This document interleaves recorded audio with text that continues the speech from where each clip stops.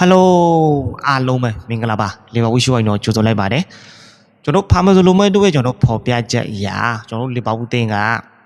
ကျွန်တော်တို့လိုင်းစစ်ရတာတောင်းပန်ကစားသမားဖြစ်တဲ့ရန်ဒီယာမန်ဒီကိုယူရိုတန်း100နဲ့တရားဝင်ကမ်းလှမ်းလိုက်တဲ့ဟာကိုကျွန်တော်လိုင်းစစ်အသင်းဘက်ကနေပြီးတော့ကျွန်တော်တို့ပယ်ချလိုက်တယ်လို့ကျွန်တော်တို့ဖော်ပြလာတယ်နော်ဒီကစားသမားတွေကိုကျွန်တော်တို့လီဗာပူးတင်းလိုချင်နေတာတော်တော်လေးကိုကြာနေပြီပေါ့နော်ဒီကစားသမားပြတ်မှတ်ထားရင်တော့ကြာနေပြီအခုတခါပထမဆုံးခါမနော်အခုဒါပထမဆုံးယူရိုတန်း100နဲ့ကမ်းလှမ်းတယ်ပေါ့နော်ယူရို100နဲ့တရားဝင်ကမ်းလှမ်းတဲ့ချိန်မှာ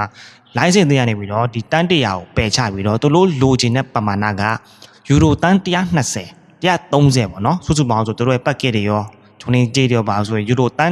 130လောက်လိုချင်တယ်နော်တန်း130ရမှနော်အနည်းဆုံးတန်း120ပေါ့နော်သူရဲ့ packet တွေသူ့ရဲ့ကြော်ညာကားတွေပါလို့တန်း130 130ရမှဒီကစားသမားတွေကိုသူတို့ရောင်းမယ်လို့လိုင်းစစ်ဘက်ကနေပြီးတော့ထုတ်ပြန်လာတယ်နော်ဒါကျွန်တော်ညီကိုဒါဘယ်လိုမြင်ကြလဲဒါဆွေးနွေးပြကြပါအောင်နော်ဒီကစားသမားလေးကိုတန်လားမတန်လားဆွေးနွေးပြကြပါအောင်နော်ဒါကတော့တတ်ဈေးကန်တယ်လို့ကျွန်တော်တော့မြင်တယ်ပေါ့နော်ကျွန်တော်တို့ရန်ဒီယာမန်ဒီဆိုတာသူ့လိမှာဂျာမန်လိမှာသူဘယ်လောက်ပဲကောင်းကျွန်တော်မသိဘူးကောင်းလိုက်မှာဗျာဂျာမန်လိမှာကျွန်တော်တို့သူတို့လိမှာကောင်းလိုက်မယ်နော်ကျွန်တော်ပြင်းပြလိရောက်ဝိုင်းတိုင်ပတ်မှာပဲ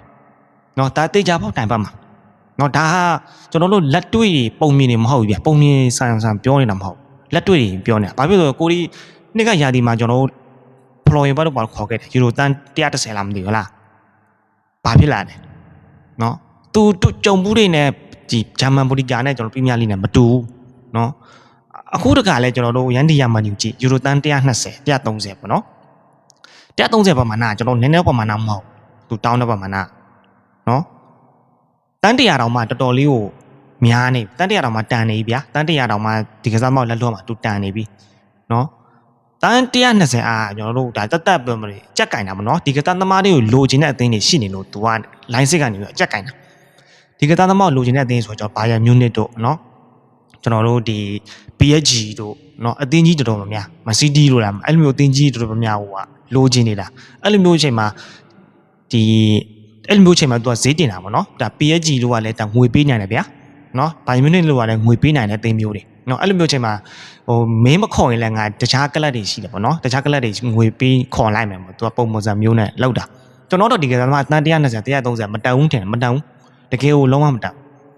်အသက်မှန်တယ်အသက်19နှစ်မှန်တယ်နော်သူ့ရဲ့ဘုံချက်တွေကမှကောင်းတာမှန်တယ်ဒါပြင်းပြလေးရောင်းဝိုင်းကောင်းချင်မှကောင်းပါလေဟုတ်လားကျွန်တော်တို့ဒါပြင်းပြခေါ်ခဲ့ပြီဗျာတန်း130ပေးခေါ်ခဲ့ပြင်းပြလေးရောင်းဝိုင်းတိုင်ပတ်ဘလုံးနော်မီဒီယာတွေရဲ့ survey ဘာသာအဲ့မှာကျွန်တော်တို့မျောသွားမှာနော်ဒါတွေနဲ့ကိုယ်လေးဘာဘူးဘုတ်ဖွဲ့နေနဲ့တခြားစဉ်းစားမှုလိုရတယ်နော်ကျွန်တော်တို့ပြီးတဲ့ကျွန်တော်ခေါ်ခဲ့တဲ့ဟာကိုကြည့်လိုက်လေနော်ခေါ်ပါပြကျွန်တော်ဈေးကွက်ထဲမှာအများကြီးရှိတယ်နော်ကျွန်တော်လက်လျှော့သိမ့်ပြီးကျွန်တော်ထင်တန်း120 130ကျွန်တော်များတယ်နော်ဒီကစားသမားကမခေါ်သိမ့်ဘူးကျွန်တော်တခြားကစားသမားတွေအများကြီးရှိတယ်ဗျာကျွန်တော်အိုဆာဇိုနာအတင်းကခေါ်ခဲ့တဲ့ကျွန်တော်တို့ပီတာနူးနိုးလို့ပါလို့ကြည့်ပါတယ်တန်း40ပဲရှိတယ်အဲ့လိုမျိုးကစားသမားကျွန်တော်တို့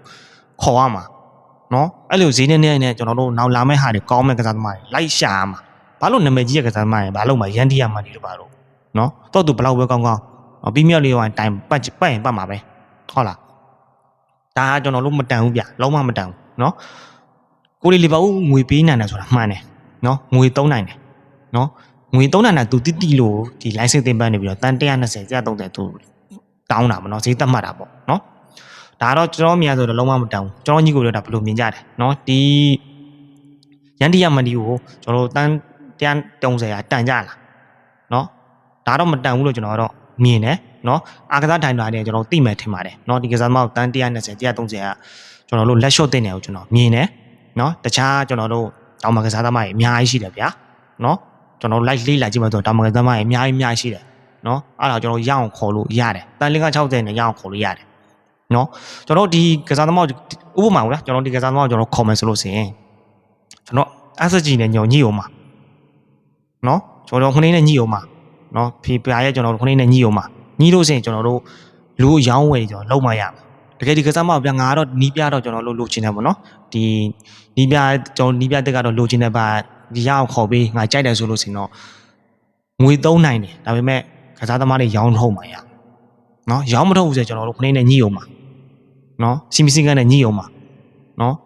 ်ကျွန်တော်လူရောင်းထုတ်နိုင်မှာနော်ရမှာနော် ကျွန်တော်ညီကိုရောဒါဘယ်လိုမရနဲ့ကျွန်တော်ဒီကစားသမားကိုကျွန်တော်ယူရိုတန်100နဲ့ကျွန်တော်လီဗာပူးတန်ကမ်းလန်းတာကိုလိုင်စင်တင်ပယ်ချပြီးတော့သူကစားသမားကိုတန်120ရမှ130ရမှရောင်းထုတ်မယ်လို့သူကတော့ပြောချလာပြီပေါ့နော်ဒါနောက်တစ်ချိန်ကျွန်တော်လီဗာပူးကမ်းလန်းသွားမလားဆိုတာ